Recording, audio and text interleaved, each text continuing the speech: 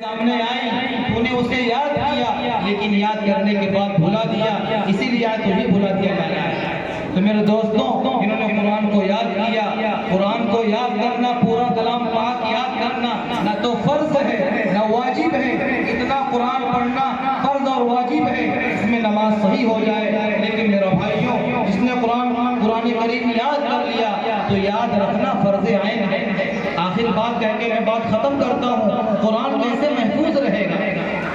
قرآن کو محفوظ کرنے کے لیے سب سے بڑا وظیفہ، سب سے بڑا عمل یہی ہے کہ قرآن کی تلاوت کی جائے، چلتے پھرتے اٹھتے بیٹھتے قرآن کی تلاوت کی جائے۔ صحابہ کرام میں جو حفاظ تھے، قراء تھے، ان کا عام معمول یہ تھا کہ روزانہ ایک منزل کلام پاک کی تلاوت کرتے تھے۔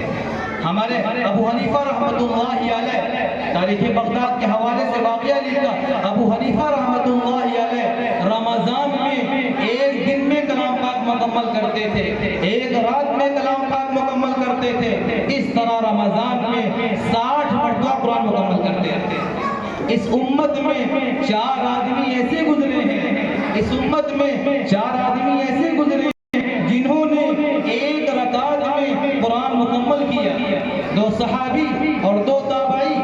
معرفت الصحابہ میں لکھا ہوا ہے کہ عثمان رضی اللہ تعالی عنہ نے ایک رکعت میں پورا قرآن مکمل کیا ہے۔ تمیم داری رضی اللہ تعالی عنہ کئی مرتبہ ایک رکعت میں پورا قرآن مکمل کیا۔ آگے لکھا ہوا ہے کہ ایک سعید بن جبیر رحمت اللہ علیہ، انہوں نے ایک رکعت میں پورا قرآن مکمل کیا۔ ابو حنیفہ رحمت اللہ علیہ ایک رکعت میں پورا قرآن مکمل کیا۔ تو قرآن کو یاد کرنے کے لیے پہلی بات یہی ہے، قرآن کی تلاوت کی جائے، روزانہ اس کو پڑھا جائے، روزانہ اس کی تلاوت کی جائے۔ اگر تلاوت نہیں کی جائے گی تو قرآن سینوں سے نکل جائے گا۔